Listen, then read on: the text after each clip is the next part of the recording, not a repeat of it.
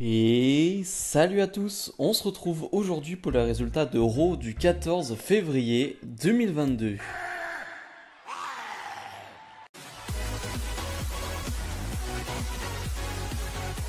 Avant de parler de ce show, je voulais vous annoncer quelque chose. J'ai recréé, entre guillemets, une page Utip. Alors, ça va vous permettre de me faire des dons. Alors, dit comme ça, c'est un peu bizarre, mais disons que si vous en avez envie, si vous en avez les moyens, eh bien, ça vous permet de me soutenir. Voilà, vous pouvez me faire un don de n'importe quelle somme. Si une nouvelle fois vous avez les moyens, si vous en avez envie. Alors, à quoi ça peut me servir? Eh bien, ça me servira tout simplement à m'acheter du nouveau matériel pour améliorer la qualité de son. Surtout, voilà, j'aimerais beaucoup améliorer la qualité en termes de micro, voilà, pour faire de meilleures choses, tout simplement. Donc voilà, le lien sera normalement en description de la vidéo. Donc si vous voulez me soutenir, voilà, n'hésitez pas. Et on ouvre le show avec plusieurs promos. Et oui, tout d'abord, le champion de la WWE, Bobby Lashley, va être sur le ring. Il va pas être très à l'aise. Voilà, là déjà la semaine dernière, il avait fait une promo pas exceptionnelle. Et bah là, c'est pareil. La promo est pas terrible de la part de Bobby Lashley. Premièrement, il va être été aidé par MVP, qui va faire sa promo aussi. Mais c'est pas très intéressant et surtout ensuite quand voilà, parce que finalement toutes les superstars qui participent à l'Elimination Chamber, donc de Elimination Chamber justement qui aura lieu ce samedi, vont venir sur le ring. Lashley va refaire une promo et j'avoue que c'est pas la meilleure promo de Lashley, il a l'air pas très à l'aise. Et finalement donc tous les participants vont arriver, les promos les plus intéressantes sont comme d'habitude celles de Riddle qui est toujours aussi marrant, qui va inviter tout le monde à sa fête ce soir et qui nous annonce que Seth Rollins fera face à Randy Orton. Ok, d'accord, on le savait pas, c'est cool. Et finalement, l'autre promo intéressante, c'est Seth Rollins. Voilà, les deux qui sont les plus intéressants au micro, font une nouvelle fois une bonne promo. Mais le segment devient intéressant, devient électrisant au moment où Brock Lesnar arrive sur le ring. Et Lesnar va rien dire, tout simplement. Lesnar va juste se moquer, on va dire, d'Austin Theory, va se servir d'Austin Theory en tant que porte-manteau, voilà, et ça va pas trop plaire à Austin Theory. Alors je sais pas si c'est une consigne de Vince McMahon, mais si ça l'est, c'est vraiment stupide. Austin Theory va vouloir s'en prendre à Brock Lesnar, mais il va se faire bien évidemment détruire par Brock Lesnar. Voilà, le segment va se terminer là-dessus. Le segment se termine d'ailleurs avec Lesnar qui prend un selfie avec Austin Theory qui est complètement KO. C'est peut-être la meilleure chose du segment parce que finalement c'est un segment assez classique, assez basique.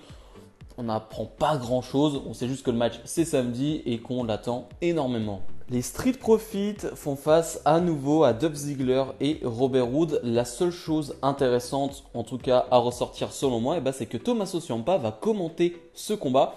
J'avoue que j'aurais aimé une vraie introduction pour Tommaso Ciampa avec une entrée où je ne sais pas, quelque chose en tout cas pour vraiment nous signifier que Tommaso Ciampa était là, parce que le public en soi en a un peu rien à faire. Le combat est classique, il n'y a rien à dire. Pour ceux qui ne savent pas, voilà, Tommaso Ciampa, petite guerre avec Dolph Ziggler parce que Ziggler est arrivé du côté de NXT la semaine dernière et voilà, il y a eu un petit problème avec donc Ciampa. Donc ça peut être intéressant pour la suite. Finalement, justement, Ziggler et Ciampa vont un peu se prendre la tête pendant le combat, ce qui va distraire Ziggler et Robert Roode va prendre le tombé. Donc victoire des Street Profits. Finalement, après le combat, Ziggler va porter son super kick dans la tête de Ciampa.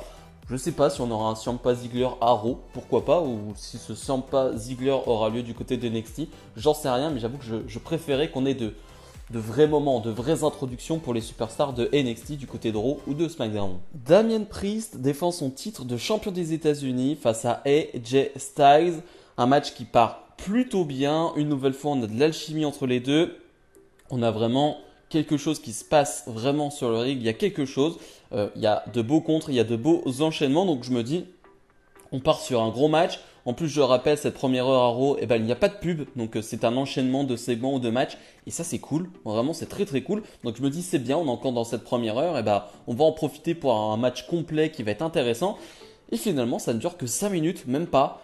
Donc la déception, finalement, Damien Priest avec un super contre, et vraiment il n'y a rien à dire, un contre sur le Phenomenal Forearm de AJ Styles, il va le sortir, il va le contrer avec un roll-up et gagner ce combat. Et je trouve ça dommage, parce que finalement, j'en voulais plus, j'aurais aimé, j'avoue, un match de 10-15 minutes, en tout cas je m'attendais à ça, en plus avec le fait qu'il n'y ait pas de pub, je m'attendais vraiment à un long combat.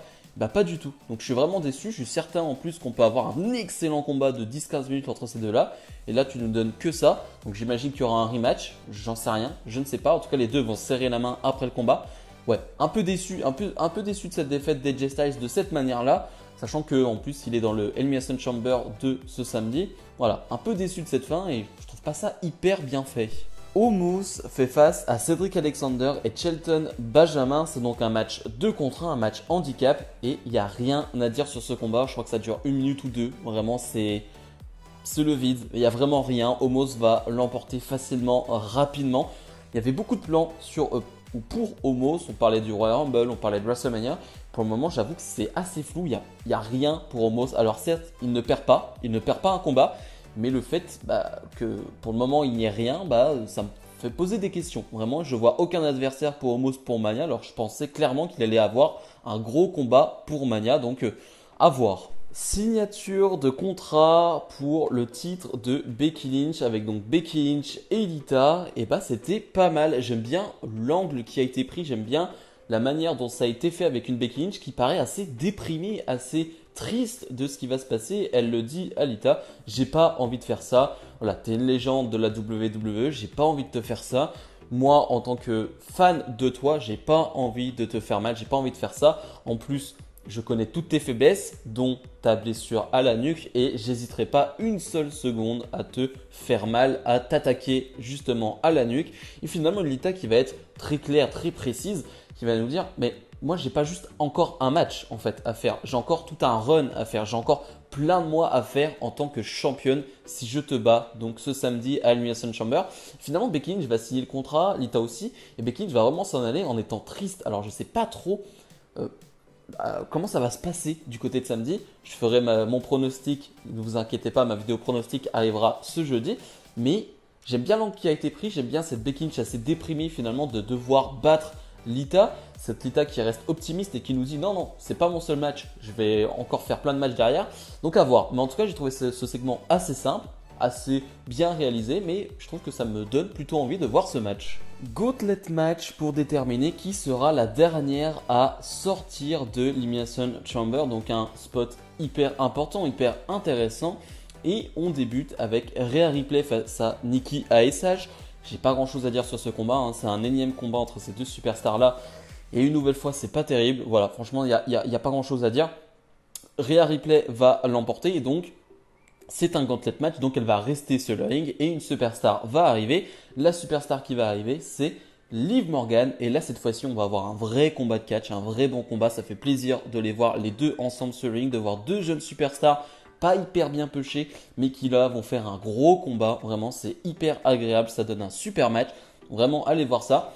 Finalement, Rhea Ripley va l'emporter aussi, assez clean, vraiment très propre. Victoire de Rhea Ripley. Rhea Ripley qui va enchaîner avec Doudrop. Et là aussi, j'ai apprécié. Une nouvelle fois, on va jouer sur le fait que Doudrop est assez imposante et impossible à mettre au sol, et donc va y avoir un défi physique pour Rhea Ripley. Et j'aime bien qu'on montre que Rhea Ripley, physiquement, elle est impressionnante, elle est incroyable, et j'aime bien parce que on nous le montre bien dans ce combat. Vraiment, on le montre bien parce qu'elle va réussir à porter Doudrop, elle va réussir à la mettre au sol, et on va vraiment jouer là-dessus. Donc c'est plutôt bien réalisé avec finalement une Rhea Ripley qui va remporter là aussi ce match. Et donc Rhea Ripley se retrouve en finale entre guillemets face à Bianca Belair. Rhea Ripley qui est dans ce combat depuis plus de 30 minutes et qui va une nouvelle fois faire une grosse performance face à Bianca Belair. Gros combat entre ces deux-là. Là aussi, j'étais très heureux de les voir se combattre. Ça donne un excellent combat, il n'y a vraiment rien à dire. Alors, en termes de suspense, je ne m'attendais pas à grand chose très honnêtement, mais c'était cool, vraiment du bon catch et j'ai vraiment adoré. Enfin, la bonne utilisation de Rhea Ripley. Enfin, on lui fait quelque chose. Enfin, on lui donne quelque chose. Il y a tellement de choses à faire avec Rhea Ripley. Donc, je suis très heureux qu'on lui ait donné cette place lors de ce Gauntlet match. Finalement, Bianca Belair va remporter ce combat. Mais à la fin du match, les deux vont se serrer la main. Voilà, petit geste d'amitié amical entre les deux, de respect. Et vraiment, le public a apprécié et le public a apprécié la prestation de Rhea Ripley. Donc, très content. Vraiment très content que Bianca Belair remporte ce match. Mais très content de l'utilisation et du booking de Rhea Ripley. Les Mysterio font face à Chad Gable et donc Otis, les champions par équipe, 2 euros. Chad Gable et Otis qui vont faire une petite promo, surtout Chad Gable qui fait vraiment de très bonnes promos en ce moment et qui va nous dire, voilà, lui, il n'a jamais triché dans sa vie. Pour être dans l'équipe olympique, il n'a pas triché. Contrairement à Dominic Mysterio qui a triché la semaine dernière et qui en est fier avec son père. Voilà, son père lui montre pas vraiment la bonne voie, c'est pas vraiment une très bonne éducation de faire cela. Bref, on a ce combat qui est vraiment cool. Au début, je me dis que c'est un match basique, mais finalement, je trouve que les Mysterio vont vraiment enflammer ce match. Les Mysterio vont mettre un rythme fou à chaque fois qu'ils peuvent et c'est vraiment cool.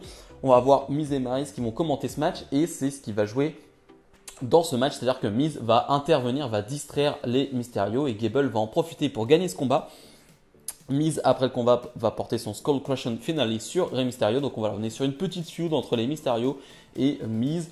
C'est pas forcément très intéressant. J'ai l'impression qu'on ne sait pas trop quoi faire de ces persos-là. Donc voilà, on les met en guerre. C'est pas forcément très intéressant. Le main event, Randy Orton face à Seth freaking Rollins. Un match d'une dizaine de minutes. Un match qui mérite le main event parce que l'affiche est assez grosse, c'est assez énorme.